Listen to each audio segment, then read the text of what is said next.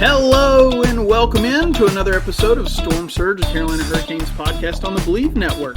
We also have a special episode for you as anyone that may be watching this on YouTube. This is our first time on YouTube. We're also joined with a special episode as a crossover episode with Sam Wallace and Sam Driscoll from the Caniac Report. So we're excited to be with you. I'm also here with Spencer, and Dylan has had some problems with his mic tonight. So if we've been trying for a while, he hasn't gotten in yet, but he said he's going to listen and keep trying. And so if we hear him magically appear, then we we'll get to hear his takes as well. But so and once again, with at least as far as Storm Surge goes, you haven't heard from us in about a week. Dylan and I actually did a recording and had some major internet issues, and by the time we edited it down, it was not worth publishing. It was a drop in the bucket. So we're get edited down to like 10 minutes or so of like usable content. I don't think Jake even completely finished it that far. I think that was the cap. So so he gave up, and that's okay. That's understandable. But yeah. So first, we're coming up on a year with Storm Surge. Caniac Report, you guys, when did y'all first start? I know it's been several years for y'all.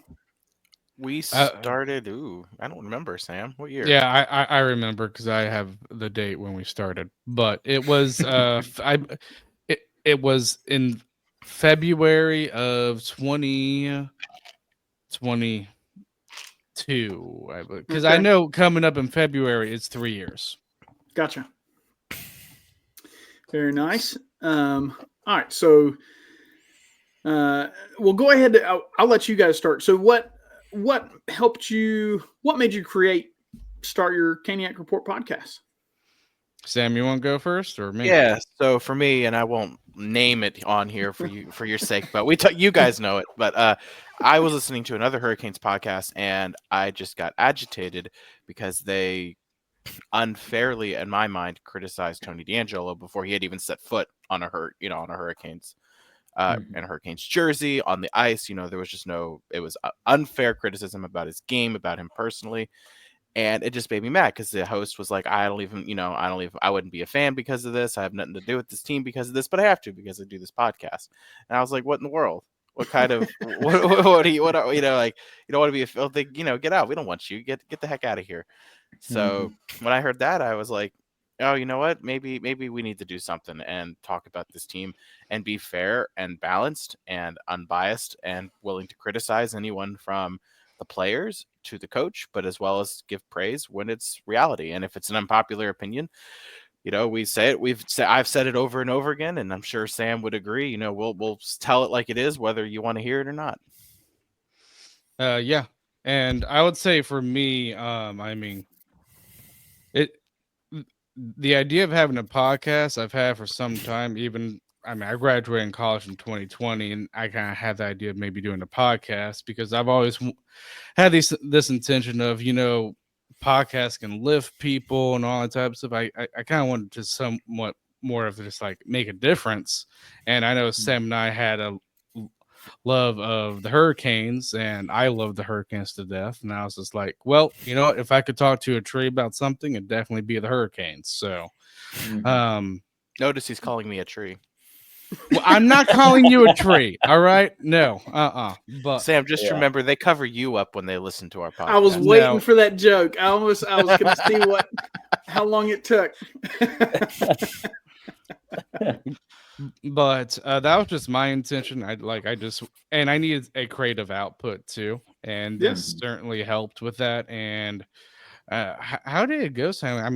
Did I texted you about doing a podcast? I had a rough scratch, so but that was kind of you had talked about doing one about like a hockey equipment because you worked for it's called Pure Hockey now, but yeah, 5-hole for a little while, and you were wanting to talk about like hockey equipment and stuff like that, and then I said, maybe, and I asked you, I was like, you want to do a podcast about the Hurricanes? And you were like, sure. And then I came up with the name Caniac Report, and that's about the most creative I got with the podcast. I thought that was really good. That is my though. sole contribution, as I named it. I thought that was really good, and I mean, I tried to find like the good intro music, the logo I was very particular on, and I think our strength is that logo right there. So I think it's a really good logo. Awesome. Yeah. Yeah, we're so for us, like I said, we're coming up on a year. I think the 10th was actually when we recorded our first episode. So just over a year at this point.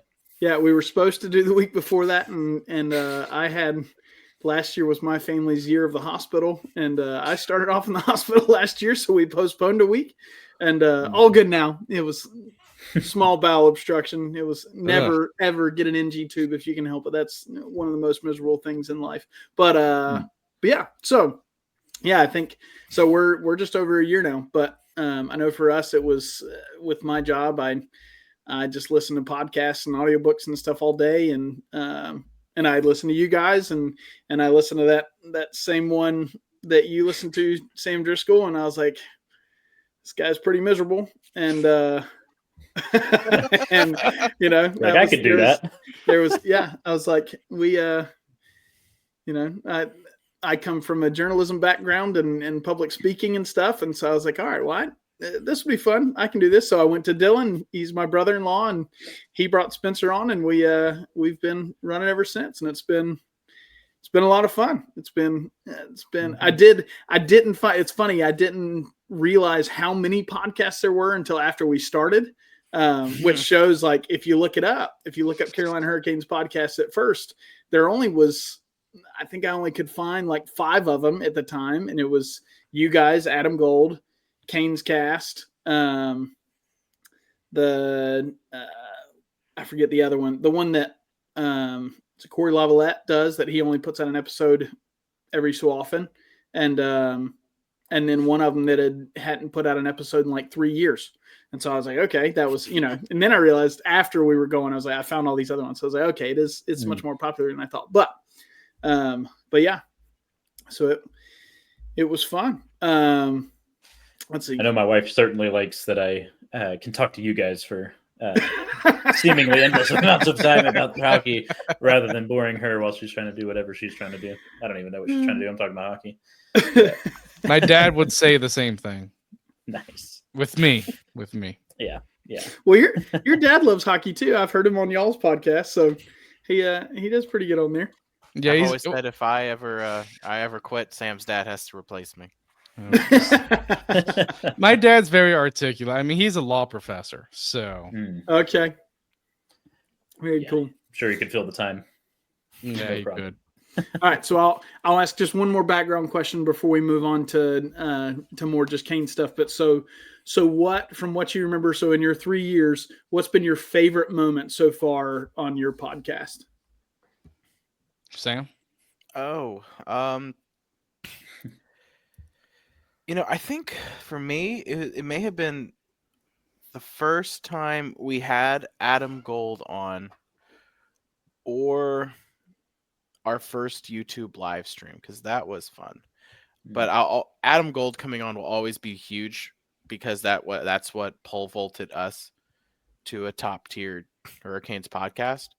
Because having him on, because he is the Gold in my mind. In reality, whether you agree with everything he says or not, Adam Gold is the gold standard for Hurricanes podcast. It's one of the most popular ones. It's the one that quotes it. He watched the game. He covers the team. He does not work for the team. So where I think he has some biases, and unwilling to criticize at certain junctures, I think the reality is he is the gold standard on Hurricanes podcast. So having him on helped. And I think that's probably my favorite moment. Anytime he comes on, it's always a great conversation. Sam and I always say, it'll be about 30, 35 minutes. I'm pretty sure those episodes usually go about an hour. Because it's so easy to have those conversations with him. Oh, yeah. Yeah. I would say my favorite episode, so it was our first year anniversary episode. I remember the title was The People That Brought Us Here. And Adam Gold was a guest. We had Scott Burnside on. And I think I had my dad on. I had another friend, Sam. I believe it was Hunter that we had on, and Holden, I believe. Yeah, we've had a bunch But of our friends come on. that was fun. I enjoyed that. The Justin Williams episode was fun too. Yes. And remember the John Forston tributes that we did. Yeah. That was great too. Biggest mistake Tom Dunton ever made. He'll never change my mind. Never changed my mind. And I would even throw close second would be Chuck Caton. Because I love Chuck Caton. Love Chuck Caton. I did not have cable growing up. I listened to the games. So Chuck was how I listened to the games. Yeah. Perfect radio broadcast of a hockey game. Like, I don't mind Mike's calling of the game for a TV broadcast, but it's not what you need on the radio. They definitely need a radio specific guy calling these games play by play instead of whatever banter he's trying to do with Tripp. Yeah. Well, Tripp. John could also wrangle Tripp, and I don't think Mike can. I think Mike. I think Mike's egging him on a little bit too. I think so. It's funny. Recently, I've noticed he started taking some of his catchphrases too, trying to call people a huge Caniac before Tripp gets the chance. That's true. Yeah, let Tripp be Tripp. Funny. Yeah, I love Tripp. He is the. I call him the original huge Caniac. Yes. Yep. Mm-hmm. Which, okay, real quick, just thinking about Mike. Sorry to dig in way too early, but how crazy is it that Mike almost jinxed the shutout the other night against the Canucks? Goodness. I know Spencer sent the text. We were like, "Are you kidding me? Did you really just say that?" Yeah, he didn't actually say shutout, but he said something about keeping the clean sheet with like 54 seconds left. I was like, buddy, he's flirting with it. Yeah, I played goalie a little bit when I was younger, and that's my position. So I am very superstitious. So I don't like anyone to talk about it, mention it. Sam will try and pretend to say it during I the will game. poke him, be like, should I say the S word, Sam? I'm like, don't think it. He said that once, and he was thinking it, and then they scored, and I was like, you ruined it. You ruined it. It's your fault. You thought about it because you thought it. Yep. You flirted with it. You can't flirt with it. You can't talk about it. You cannot air it out there. Exactly. We won. That's the most important thing. Second most important thing, if you ask me. Yeah. Well, that's why I like Marc-Andre Fleury too, because the dude's funny. Yeah. He's got a sense of humor. I like goalies that are a little quirky. Yeah. So big Kochetkov fan? I love Kochetkov. Controversial. I love Jordan Bennington. Love him. I love goalies. I love Peter Mrazek. I like goalies who are fiery. So if you got a fiery goalie, a goalie who's willing to go, like I love Kochetkov, Fleury, Bennington. You go after Marchand down Tkachuk. Cam Ward was fiery. He would throw punches with his glove at times. Definitely had moments for sure. Yeah. When I played, I was the same way. So I had someone slap my blocker once, just a little tap, and I popped him right in the face, and the dude like dropped, and I didn't get called for it because, but he dropped. You come into my crease and start whacking at me, I'm real quick to get a little. I get annoyed. Do you still play? I do not. I had to. So I was playing. I played a little ice before high school, and even in some in high school, just with like pick up and friends. And then I was playing in like gym. We were doing like floor hockey, just playing around. I was goalie, no pads or anything because you don't really need anything. I'm playing like the ball behind the net, and I'm facing the boards, and this guy just slams into me, like complete boarding me. And I had to have a knee surgery that year. The following year, I had to have another knee surgery. So and then being a goalie, your knees need to be like pristine. So that just stopped it. Then in college, I was the backup goalie for my like small college's like club team. Never played or anything like that, just because again, like the knees were like, what are you doing? I've had 2 surgeries. You can't do this anymore. So I was like, oh, you're right. But I've looked into doing like Raleigh ball hockey. So been working on getting into shape to try and put the pads back on because I think it'd be fun to get out there, and I miss playing because I love the position so much. Very cool. I can't ice skate. Don't ask me. To me, it's focused on the words, not the curves. There you go. Good man. I like that. All right. So first, so like I said, for us on Storm Surge, so we haven't had an episode in almost a week. So just some quick highlights before we do want to dig into last night's game. So we're recording this on Monday night. So we want to dig into the game against the Ducks and the Eric Staal retirement. But so first, do want to point out that Trip Tracy was named the North Carolina Co-Sportscaster of the Year. So that was pretty awesome. Congrats, Trip. Mm-hmm. We, there's true Caniac. Huge Caniac. Thank you. I was like, as soon as I said it, I was like, that's not right. But so congrats to him. You're goofy. We love you. Sure you're not listening, but if you ever do, come on the pod. And then, so I'm just going to go over these scores. We'll talk a little bit, but so we did have a lot of snap again. So we won 4-3 over the Penguins. Then we lost 3-2 against the Lightning. We did have a 2-game win streak as we won 6-3 over the Maple Leafs, and then had that beautiful shutout 2-0 over the Canucks. Like I said, we don't have to highlight those whole games, but any standout memories over all those? Anything you guys want to bring up? Jordan Staal hat trick. Yeah, that was awesome. I brought classic little brother. Don't forget about me on my big brother's weekend. I actually brought a Toronto fan to that game. So nice. he was loving that game. 2-0 Leafs, and I'm just sitting there like, oh my god, here we go again.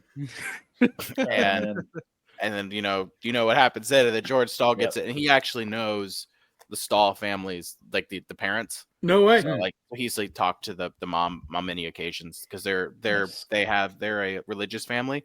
And he's a pastor, so they kind of would have conversations. So he knows them through that, because he was, again, grew up in Canada, grew up in that area, born, lived up there, and he was just kind of talking about how you have little Mama Staal and then these huge sons and stuff like that. So he was trying to tell me a little bit about how she is, but like the nicest, they're just like the nicest people you'll ever meet, kind of.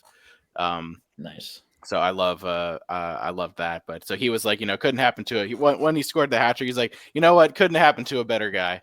Nice. So he was a pretty good sport about the Leafs losing that game. I feel like every game against the Leafs with us is always memorable in some way. David Ayres. Yeah, Dave Ayres was a big one. There was was it the St. Patrick's Day game like 4 years ago or so, where Marner had a natural hat trick in like a minute and a half or something to take the lead back for the Leafs. I think they were down 2, like a minute and a half later they were up 1. So obviously not memorable in a good way for us, but we can hold David Ayres over their heads for all of eternity. Exactly. Oh, yeah. Steve Dangle video, that so good. Yep. I love watching that every now and then just to get a boost of happiness to my day. But I think my favorite thing about the Leafs game too was the rating for Marner and for Matthews. I think both were -6, if I remember correctly. It might have been -5, but I think they were -6. I think they were combined -10, which was just like, wow. They added a minus, so it was actually -12. That's insane. Oh, wow. Yeah, and so it's just kind of hilarious to embarrass their superstars in that way. While our third line center puts up a hat trick on them, if you're going to number the lines. Cool. Also, do you want to bring up, so Freddie Anderson is back in practice. So that is exciting news. That is definitely something that's needed. I know I was listening to you guys this morning. I know that you and Adam Gold kind of brought up that you'd be okay seeing him sooner. I know for us, we typically talk about how we'd almost rather just wait until, just let him sit and let's wait until after the All-Star break or the Four Nations face off to come back. Because if nothing else that you can bet on, you can bet on that Freddie Anderson will get hurt. And so if he only has 16 games left this season, let's start it in March. I'm more of a let's get him going. Let's get if he can play Mhm. tomorrow. If he can play Thursday or Wednesday, put him in. Because if he I would like if he's going to get hurt again, I'd like him to get hurt before the trade deadline. yeah, that's fair. But even then, I don't know. I'm starting to view Tokarski as this year's Curtis McElhinney because Mhm. he's just been so solid. He's calm. He's cool. He can get in there. He stops the puck. He's not flashy. He doesn't scare the snot out of me every like 5 minutes. I like fiery goalies, but I don't like goalies who scare the snot out of me in the crease. I like Tokar. I think Tokarski brings that balance. Mhm. But I mean, we're also linked to John Gibson of Anaheim. So, Mhm. if Anaheim wanted to leave him here after the game, I was okay with that too. So, Yep. He said he wanted to come to Carolina, per Elliot Friedman.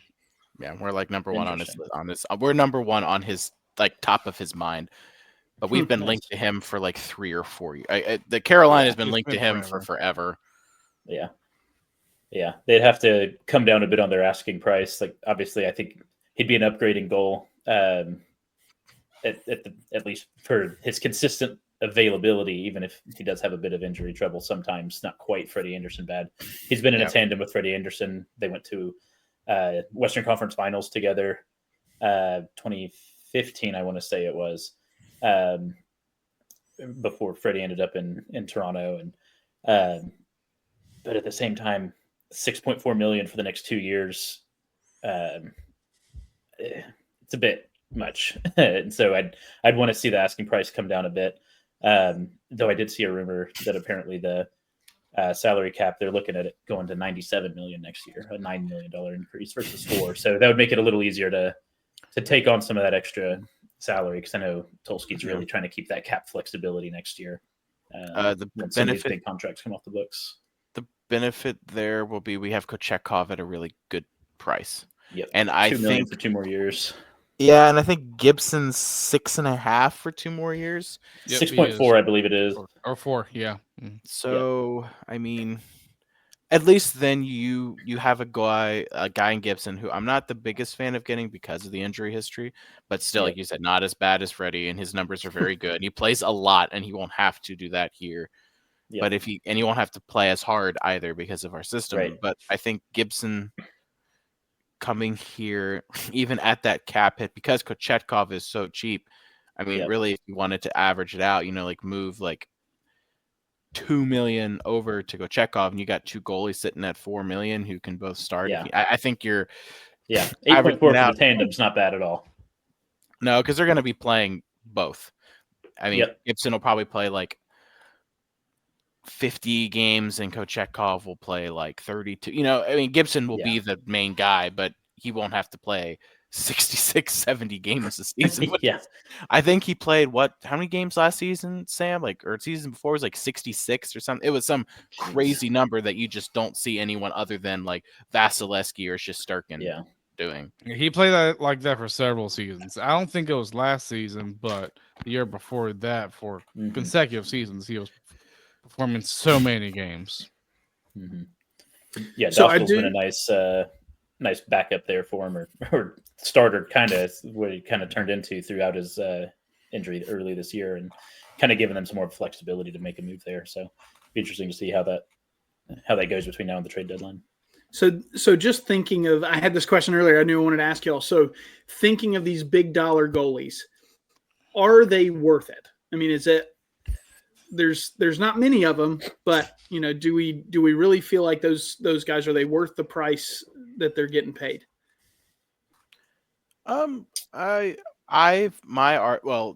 If you, I know you've listened to me, and there is one goalie in particular I've argued that if he's available, I would inquire, and that goalie is Ilya Sorokin of the New York Islanders, because I think he is elite. I think the Islanders are not, and until Lou Lamoriello is out, the Islanders will never be more than a middling franchise that every now and then climbs to the playoffs. But Sorokin's expensive, but I think I believe of all the goaltenders in the National Hockey League, And Adam has said this before. I think Sorokin's the best. And the reason he doesn't get the credit is because he's not on a good roster. So you look at Vasilevsky, look at that roster in front of him. That's going to help make him look good. Shesterkin. The Rangers aren't doing good this year, but that's not because Shesterkin's not good. That's because you have a general manager who completely threw the entire locker room into turmoil. Yeah. And then you've got you had Carey Price in Montreal. He was outstanding while he played, and then unfortunately his career ended the way it did. But I think you can have elite goaltenders. Sergei Bobrovsky, if you asked a Florida Panthers fan 2 years ago if that contract was worth it, they would have said no. Ask them today, and they'll tell you it's the greatest contract in the world. But I think high dollar goalies are okay, but it's dependent on who. Like if the Hurricanes could get Sorokin, I would be 100% on board with that, because I know what Sorokin could do on a team that is going to play the way we do, where he does not have to face a lot of shots. He does not have to play as many games as he does in Long Island. I mean, they have Varlamov, but he's older, so he's not going to play as many games. But I mean, I would love to see if Carolina could go in there, and if they could get Sorokin, I would love Sorokin. Is that likely? Yeah. No, it's not. But Sorokin, in my mind, of teams who are looking to be on the outside looking in, that have really good goalies that might be interested. And you know what? They read the tea leaves and they're like, yeah, this team's never going to be what I need it to be to win a cup. That's a guy that I'd be like, okay, maybe we can pry him away from Long Island. Yeah. Yeah, I would say the frustrating part is, I think if you look at all the positions in the NHL, the starting goalie position is in short supply. Because you only have just a handful of starting goalies out there. And I think, honestly, I would say if you have a starting goalie, you're not going to give him up.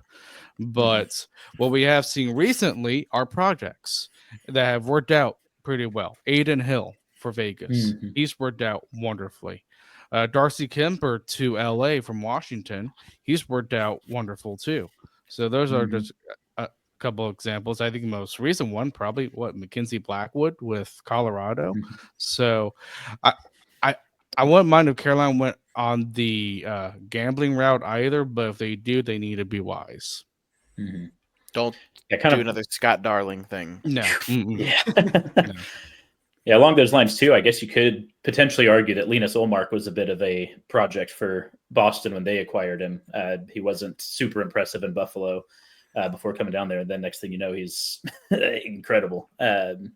Just like a historic season with that Bruins team that I thought was going to miss the playoffs after going into that season, and turns out they were the best regular season team ever, at least according to their overall record. But I know Dylan's having his audio issues, but one goalie that he's pretty consistently been a fan of is Karel Vejmelka, or Karel, however you pronounce his first name, out of Utah. He'll be an unrestricted free agent this offseason, and so that's always number one on his signing board whenever he does Puck GM. I agree with him. I like to have him. And from my understanding, we've been linked to Karel Vejmelka a couple times, so that's a guy I like him too, and he's always done really good against us. Yes. Yeah. Yep. He made the Coyotes look good every time they were out here. And if I would say if you have to overpay to get some of these guys, like I remember Eric Tolsky talked in an interview recently, I believe it was during the Florida game where we won, about these teams asking for starting goalie prices when these goalies aren't starting goalies. That's because a lot of them is unpredictable. So sometimes you kind of need to go in on the price. So it was just more of like, duh.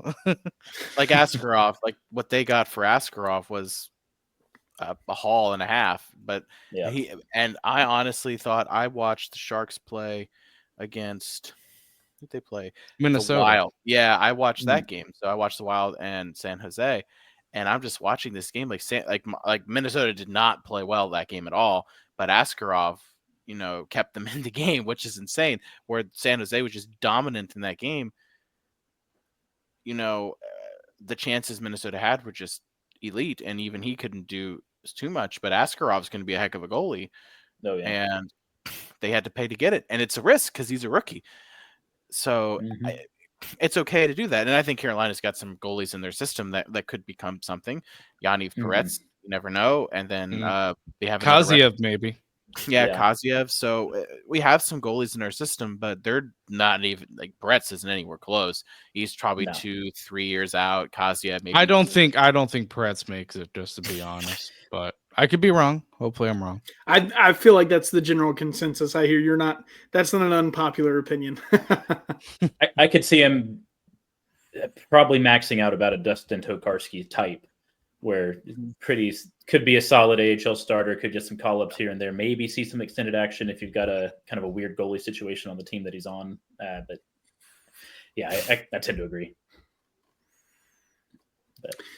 Cool. But yeah, Kaziev was really fun to watch during the prospects camp this past summer. He's just another Kochetkov. He's another.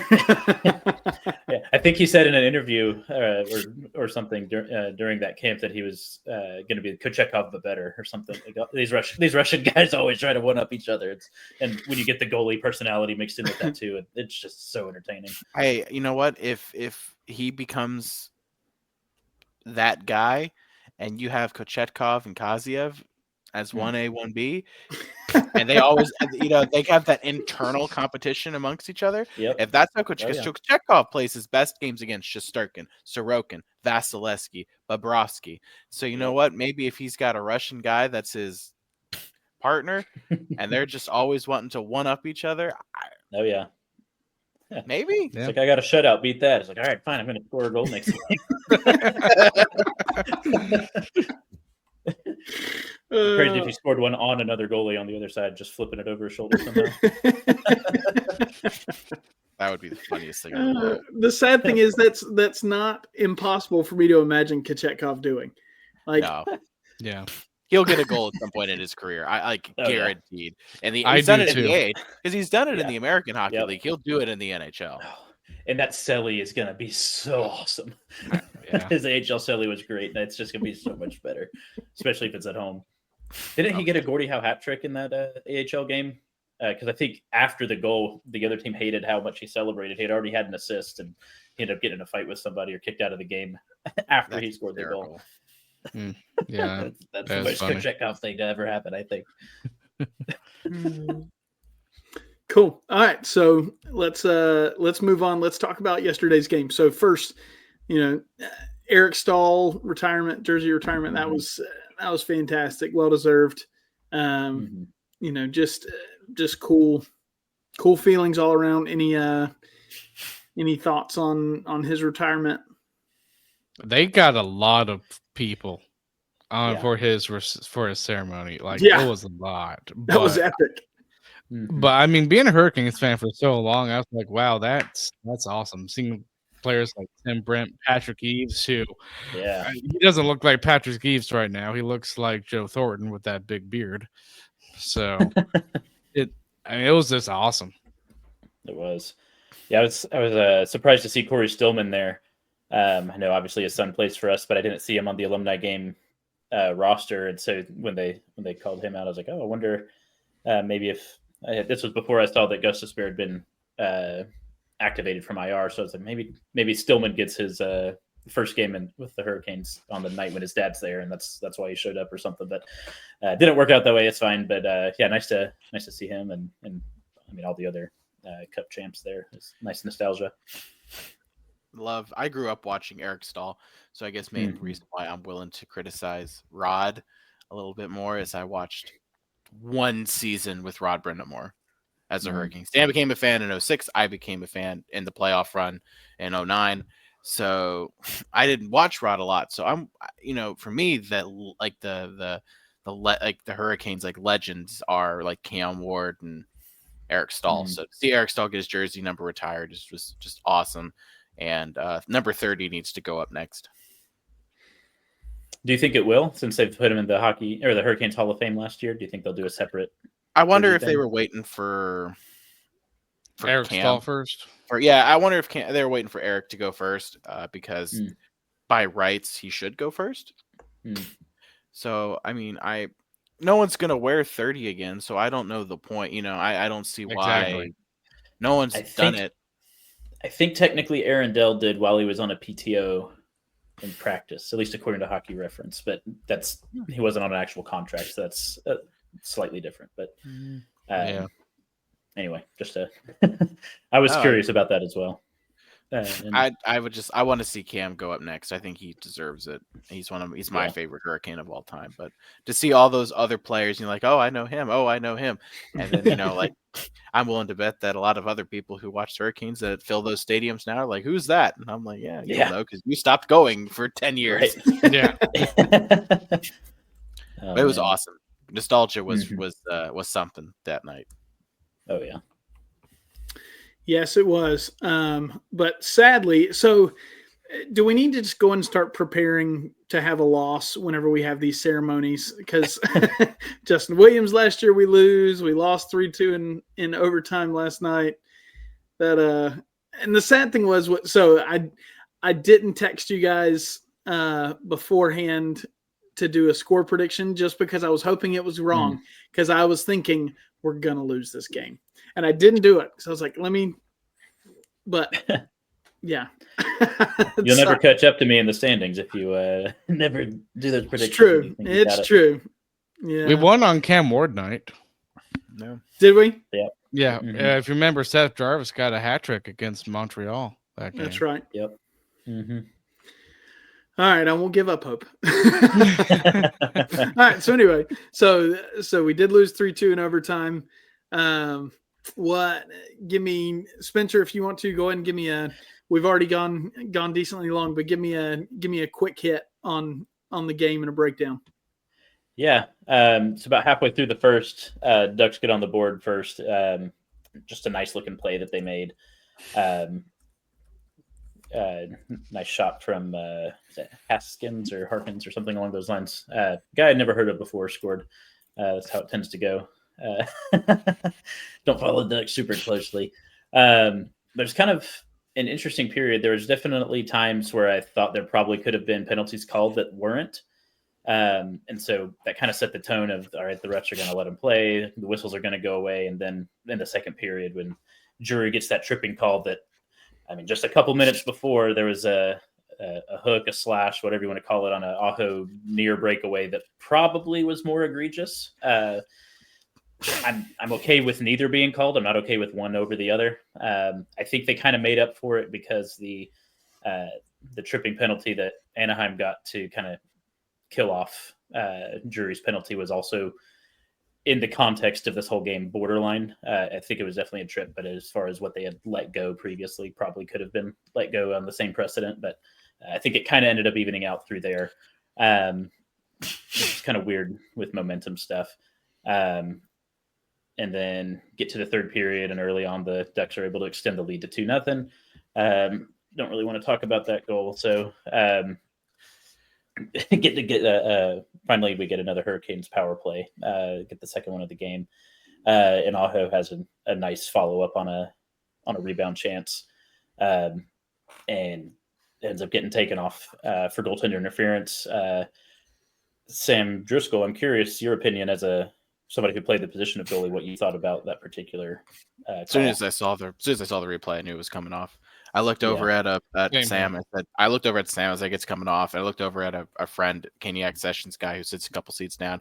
And I looked over at him, and I'm like, it's coming off. And he's like, are you sure? Are you serious? Like, what is that? And I'm like, it's coming. Like, the league's been pretty consistent with this year, and I'll give that to them. If the player skates into the crease on his own, whether he makes contact, whether the goalie initiates that contact or not, the goalie has the right to that space, not the player. So that is the league's view on that. So as soon as I saw Aho was in the crease, that was going to call off. Do I think that should be the case there? No, I don't know. I feel if the goalie initiates the contact, it's different. But I would want that to come off if it was me. And that's how I try to look at these goalie interferences. Like, if they did that to Kochetkov, I'm like, that needs to come off.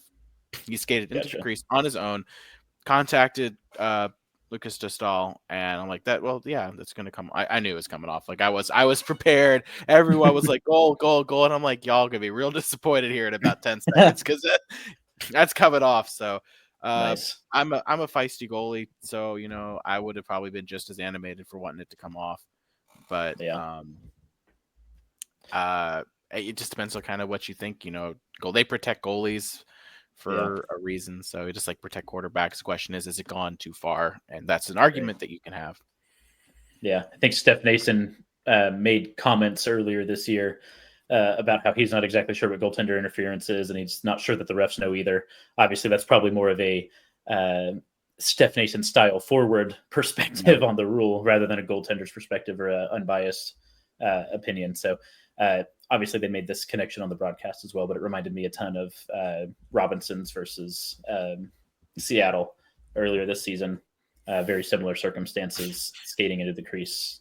The goalie initiates the contact. There seems to be enough time to kind of settle for a rebound attempt before it goes in. But like you said, it's about the space. If the goalie is trying to go there and hits a player, well, that's the goalie's space and the player's in the way, so that's interference. It seems to kind of be the precedent they're going with. And before my computer dies, I'm seeing it at 4%, but the Anaheim game, I mean, it was one of those games where I think the Hurricanes could have played a little bit better, probably get a little bit more lethal shots in, but I mean, Kachekov to me kind of was the reason why the Hurricanes lost. It was a little soft, yeah. We do a lot of advanced analytics talk here, and according to Natural Stat Trick, the Ducks had, I believe it was 1.88. 1.88 expected goals versus 3 that Kachekov allowed. According to the danger scale of these advanced analytics, it was 1 each of high, medium, and low danger goals against. Their most dangerous period was actually the first with 0.67 expected goals. Then 0.66 in the second and 0.49 in the third. That's where the Canes really exploded with 1.48 expected goals. And obviously they got 2. Finally broke through Dostal there in that third. The good news on that power play I started talking about before is not long after, actually, the very next shot on goal, Svechnikov was able to get a little tap in on a nice pass from Aho, give us life, and then Jarvis was able to score with the net empty. So no 5-on-5 goals this game, even though we pretty much dominated possession from all the advanced analytics perspective as far as Corsi and Fenwick and all these other things go. And it was much better than the Vancouver game, I would say, even though obviously we suppressed a lot of shots in the Vancouver game. There were several instances of us spending 1.5, 2 minutes in the defensive zone in that game, and did a good job of preventing shots from making their way to Kochetkov, but definitely don't want to get stuck in your zone that often. So at least they cleaned that up a little bit, but need the offense to get going a bit more at 5-on-5, especially.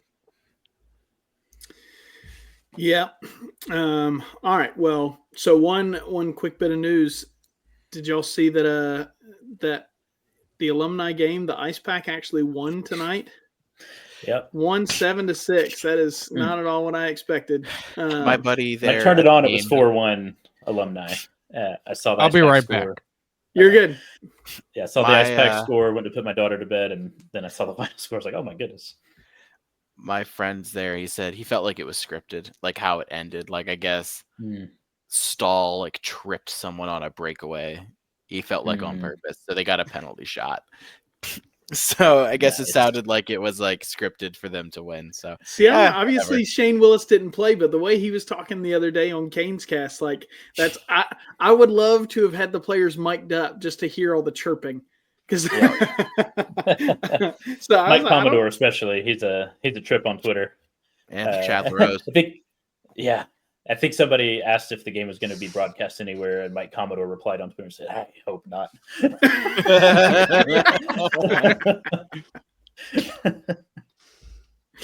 Awesome. All right, well, let's do so just quick look ahead. So on Wednesday night we're playing at Buffalo. Any thoughts on that one? Anything we're looking at? Is that another nationally televised game? They need to win. It is on TNT. Yep. Got it. For some reason, they like putting us on national TV against Buffalo. They did it last year, too. I don't know anybody outside of here or Buffalo that's going to be super interested in that game, but that's all right.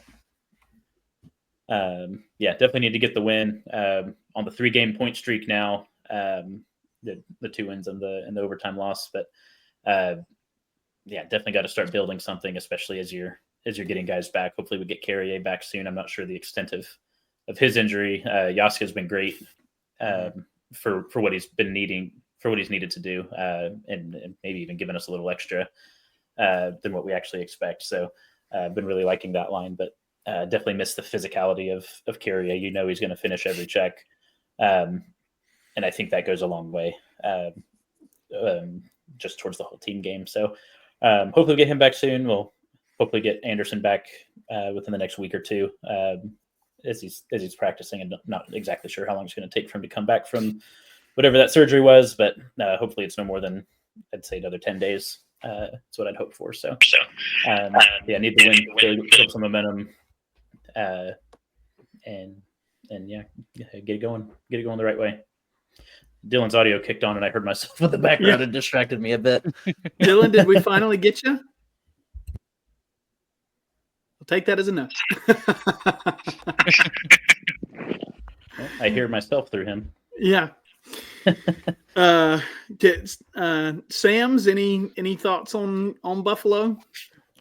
Got to get the win there. I think you need, yeah, especially on Friday. You're at home playing against Vegas, and that is a team that looks scary.